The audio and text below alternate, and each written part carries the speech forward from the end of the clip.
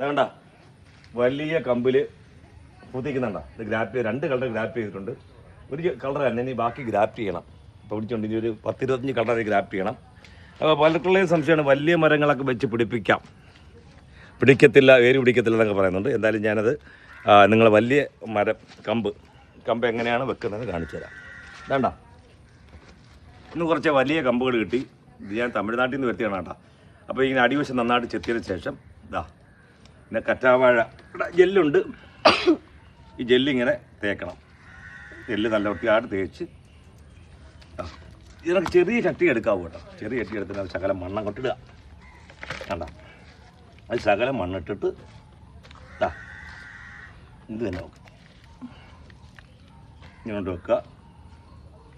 ഇങ്ങനെ വെക്കുന്നതെന്ന് പറഞ്ഞു കഴിഞ്ഞാൽ നമുക്ക് ഈ വേരാകുമ്പോൾ നിറച്ച് വേരാകുമ്പോൾ ഇങ്ങനെ ഊരി അങ്ങ് എടുക്കാം. എന്നിട്ട് വേറെ നല്ല വളമൊക്കെ ചേർത്ത് വേറെ വലിയ ചട്ടിക്കകത്താക്കിയിട്ട് നമുക്ക് ഗ്രാഫ്റ്റ് ചെയ്യാം. ഇപ്പം വലിയ മരമാണ് ഇപ്പോൾ വെക്കുന്നത്. കണ്ടതാണ്. അപ്പോൾ പലരും സംശയമുണ്ട് ഇങ്ങനെ ആടിപ്പോവില്ലെന്നോ, ഈ കെട്ടി വെക്കണോ? അന്നും ആരി വേണ്ട, കല്ല് വേണ്ട. ഇങ്ങനെ കല്ലെടുത്തങ്ങ് വെച്ച് കഴിഞ്ഞാൽ ഇതാ പാടുന്നില്ലല്ലേ. ഇങ്ങനെ കല്ല് വെച്ച് കഴിഞ്ഞാൽ നമുക്ക് കൊണ്ട് നമ്മളെ ഈ നല്ല ഷെയ്ഡിൽ വെച്ച് കഴിഞ്ഞാൽ ഈ നല്ല ശിഖരങ്ങൾ വരും. അത് വേണമെങ്കിൽ ഇതിൽ തന്നെ വേണമെങ്കിൽ ചെയ്യാം.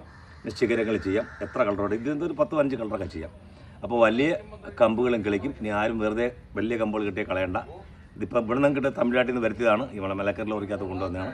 എല്ലാവരും ഇത് പരീക്ഷിക്കുന്നതാണ്. എല്ലാം അങ്ങനെ വെച്ച് കിളിപ്പിച്ചതാണ്. ഓക്കെ, അപ്പോൾ നിങ്ങളും വലിയ കമ്പുകൾ കിട്ടിയാൽ കളയല്ലേ, ഇങ്ങനെ അങ്ങോട്ട് ചെയ്ത് നോക്കൂ. ഓക്കെ, കണ്ടാ.